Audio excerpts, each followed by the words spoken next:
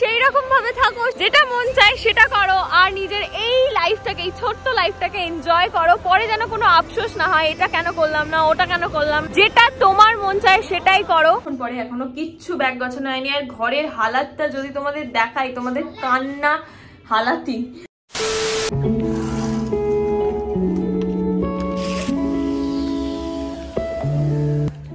আজকে হচ্ছে next day, আর আমি একদম সকাল সকাল উঠে পড়েছি। কালকে অনেক রাতে শুয়েছিলাম সবাই, কিন্তু সবার আগে আমি ঘুম থেকে উঠে পড়েছি। আর এখন আমি সবাইকে ডাকছি, কেউ উঠছে না। আমি বললাম যে চল আজকে যখন বাড়ি চলে যাব একটু যাই সমুদ্রের পাড়ে, তারপর তো বাড়িতেই থাকবো। কেউ উঠছে না ঘুম থেকে। এখন বাজে মোটামুটি, আমি উঠেছিলাম সেই 6টা, এখন 6:30 বেজে গেছে। 8 ঘন্টা ধরে ডেকে যাচ্ছি, কেউ উঠছে না। মানে এত রাগ ধরছে না, একা যেতেও পাচ্ছি না। তো এখনো ওয়েট করি, দেখি ওরা ওঠে কিনা, তারপরে যাব সমুদ্রের পাড়ে, গিয়ে কটা ছবি তুলবো। এই তো এই সময় অত ঠান্ডা লাগছিল না, এখন বেশ ঠান্ডা লাগছে। চলো ওদের আর একবার ডাকি, দেখি ওরা ওঠে কিনা। সকাল সকাল এত সুন্দর গ্রিনারি, গাছপালা, এইসব দেখতে খুব ভালো লাগে। তারপর আবার সমুদ্র যদি দেখা পাই, এদের দৌলতে পাবো কিনা জানি না। চলো একবার তাও ডাকি। ফাইনালি আমি বেরোচ্ছি, অনেক কষ্ট করে ডেকে টুকে হয়েছে। সেই 6টা থেকে ডাকতে শুরু করেছি, এখন বাজে 7টা, এখন উঠেছে। তো চলো এখন সমুদ্রের ওইদিকে যাওয়া যাক, আর কটা ছবি তুলো বলে এইটাকেও নিয়ে আসছি। চলো এখন যাওয়া যাক। Right there on top of the moon, we could sit and do nothing. I wish we were bold to just fly away. I don't wanna care, just be here and I'm good alone. I'll be okay, miss you like an old friend. Too scared now, thinking I should call up all night.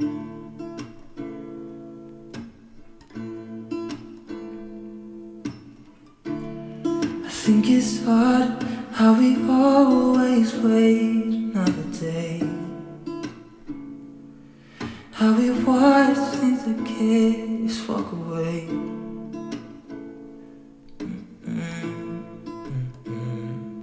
ভিড়টা যদি একটু কম হতো আমার লাগতো, but ভিড়টা এত বেশি যে আমি একটু ফাঁকা জায়গায় যেতে চাইছি, ভালো ছবি উঠবে।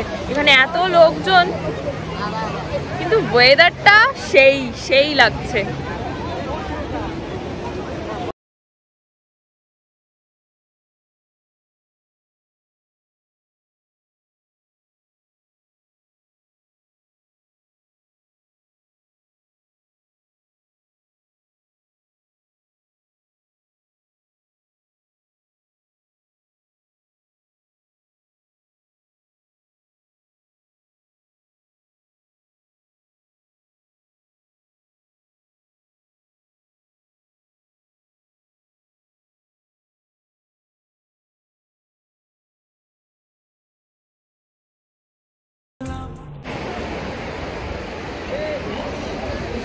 আমার না খুব ইচ্ছা আমি সোলো ট্রিপ করব, একা একা, যেখানে কেউ থাকবে না, মানে শুধু আমি একাই থাকবো। কারণ একে ঘুম থেকে ডাকতে, ওকে ঘুম থেকে ডাকতে, এইসব আমার ভালো লাগে না। অবভিয়াসলি আমি ফ্যামিলির সাথে থাকতেও ভালোবাসি, বাট আমার ড্রিম যে আমি একটা হলেও সোলো ট্রিপ করব।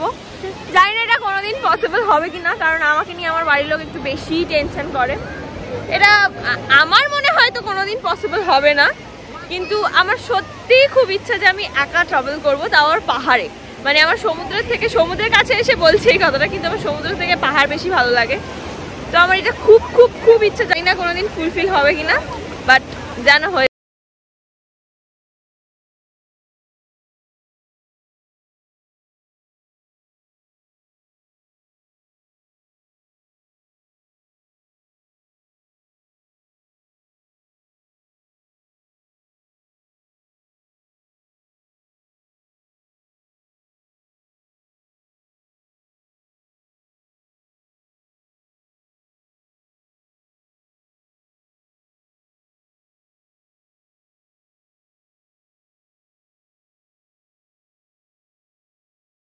তোমাকে পুরোপুরি চেঞ্জ করে দিতে পারে, সত্যি যে কতটা সত্যি কথা। তার কারণ হচ্ছে যে মানে আমি নিজে এখানে এসে খুব ফ্রেশ ফিল করছি। প্রথমে আসতে চাইছিলাম না, তারপর ভাবলাম ঠিক আছে চলে যাই, কিন্তু সত্যি খুব ভালো লাগছে। বাড়ি গিয়ে হয়তো কাজের এনার্জি আরো বেশি করে পাবো, তো মাঝে মাঝে এরকম ঘোরা আমার মনে হয় উচিত। যারা ঘুরতে যায় তো তাদের তো মনেই হবে, আর যারা যায় না তাদের আমি বলবো যে মাঝে মাঝে ঘুরতে চলে আসবেন, ভালো লাগবে, খুব ভালো লাগবে। আমার তো মানে ঘুরতে পেলে আমি আর কিছু চাই না, এইরকম ব্যাপার। এমন তুমি চাও সেই রকম ভাবে থাকো, সেই রকম ভাবে বাঁচো, যেটা মন চায় সেটা করো, আর নিজের এই লাইফটাকে, এই ছোট্ট লাইফটাকে এনজয় করো। পরে যেন কোনো আফসোস না হয়, এটা কেন করলাম না, ওটা কেন করলাম না, সেটা কেন করলাম না। যেটা তোমার মন চায় সেটাই করো, অবশ্যই সেটা যেন ঠিক হয়, সঠিক হয়, কারণ তুমি জানো যে এটা ঠিক তোমার জন্য না, তোমার জন্য এটা ঠিক না। কোন মানুষটা তোমার জন্য ঠিক, কোন মানুষটা তোমার জন্য ঠিক না, সেটাও তুমি জানো। তো পুরোটাই তুমি কিন্তু জানো যে তোমার ভালো কিসে হবে। তো যেটা তোমার ভালো হবে, অপরকে ক্ষতি না করে, সেটা অবশ্যই করো। Live your life, just enjoy your life. আর কি বলবো, এটাই, আর কিছু বলবো না। এখন ব্রেকফাস্টে যাওয়া যাবে, কারণ অনেকক্ষণ এসছি, আমার খিদেও পেয়েছে, অনেক ছবি টবি তুলেই গেছি।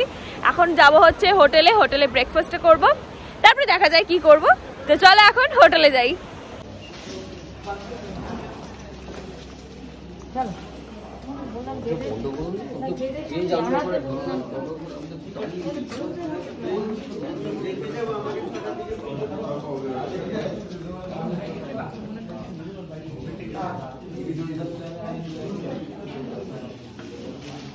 কালকে যেখানে ব্রেকফাস্ট হয়েছিল ওখানে হয়নি, আজকে একটা ব্যাঙ্কুয়েট হলে হচ্ছে ব্রেকফাস্ট।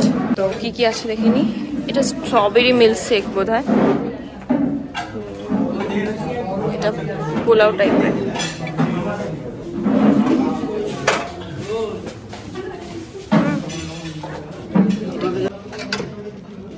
শুধু ব্রেড দিয়ে, মানে সুগারটাও দিতে হবে না। তো আমি এগুলোই নিয়েছি, হচ্ছে ডিম, ব্রেড, পাউরুটি, এটা চিড়ের সামথিং একটুখানি নিয়েছি জাস্ট টেস্ট করার জন্য। অনেকটা সময় হয়ে গেছে আর এখন আমরা বেরিয়ে যাব, মানে আর কিছুক্ষণ পরে। এখনো কিচ্ছু ব্যাগ গোছানো হয়নি, আর ঘরের হালাতটা যদি তোমাদের দেখা, তোমাদের কান্না পেয়ে যাবে যে এত বাজেও হতে পারে। মানে আমার নিজের দেখে ভাবছি আমরা কোথা থেকে কিনবো সেটা বুঝতে পারছি না।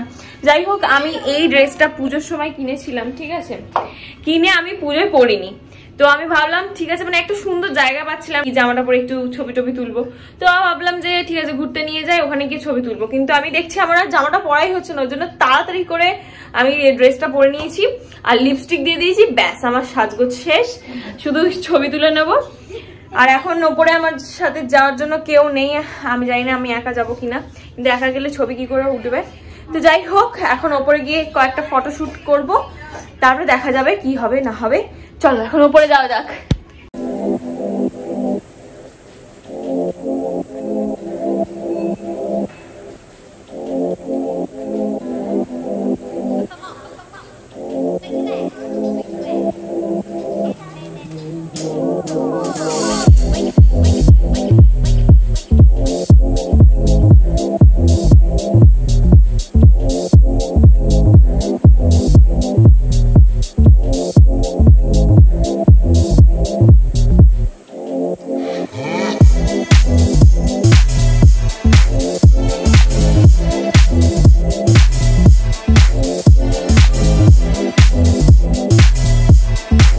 কয়েকটা ছবি তুলেছি, এবার আমি নিচে যাব কারণ প্রচন্ড রোদ, আমি কিছু দেখতে পাচ্ছি না। আর ছবিগুলো যদি তোমরা দেখতে যাও তাহলে অবশ্যই আমার সোশ্যাল মিডিয়াতে আমাকে ফলো করতে পারো, নিচের ডেসক্রিপশন বক্সে আমি লিঙ্ক দিয়ে দিচ্ছি। এখন আমি নিচে যাচ্ছি, আমার কথা সব তুতলে যাচ্ছে না হলে।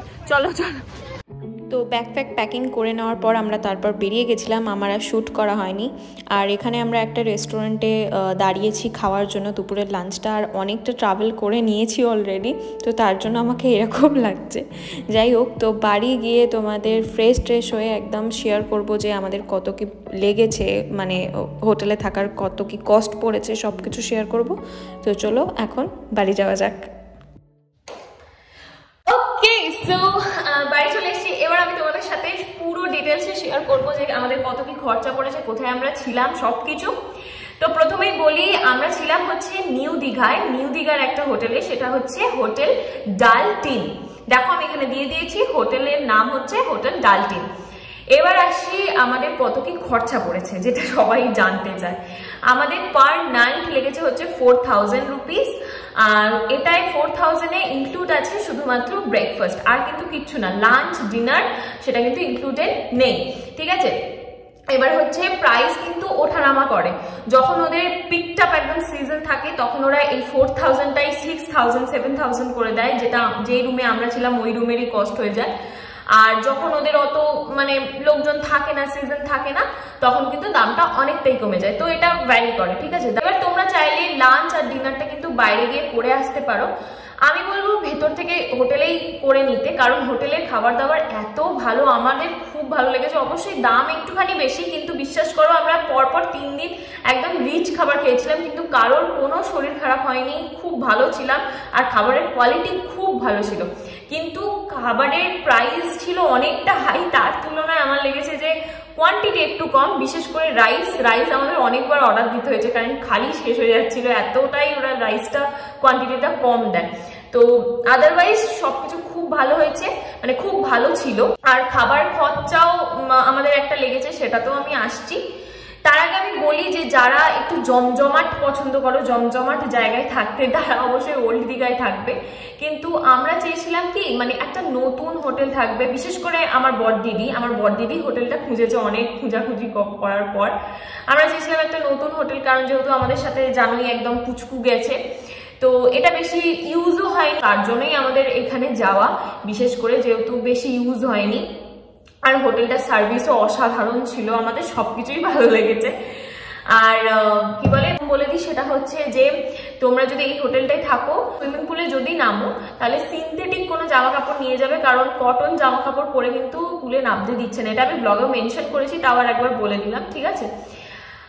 আর এবার হ্যাঁ, খাবার খরচা আমার আর ছোট দিদির দুজনের লেগেছে হচ্ছে, এই যে কদিন আমরা ছিলাম সেই কদিনের হচ্ছে 4000 টাকা।